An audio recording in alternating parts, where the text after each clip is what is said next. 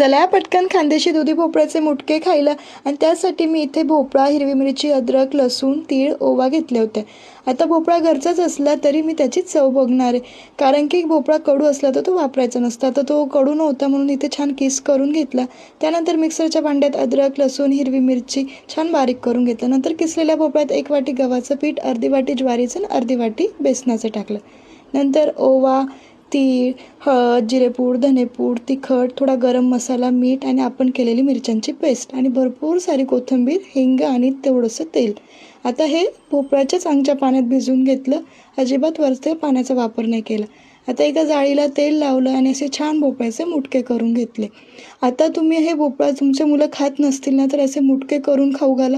त्यांना कळणारही नाही की हे दुधी भोपळ्याचे आहेत आणि अगदी 10 मिनिटात छान शिजून होतात. आता थोडे गार झाल्यानंतर असं त्याच्या बारीक बारीक चकत्या करून घ्यायच्या. आता हे तुम्ही डीप फ्राय करू शकता किंवा माझ्यासारखं शॅलो फ्राय करू शकतात. आता मी पॅन ठेवला, त्यात तेल गरम झाल्यावर कढीपत्ता, मोहरी, तिळीची छान फोडणी तयार केली आणि हे शॅलो फ्राय करून घेतलं. नक्की करून बघा, खूप छान लागतं. तुम्ही खाल्लंय का? कमेंट करून नक्की सांगा.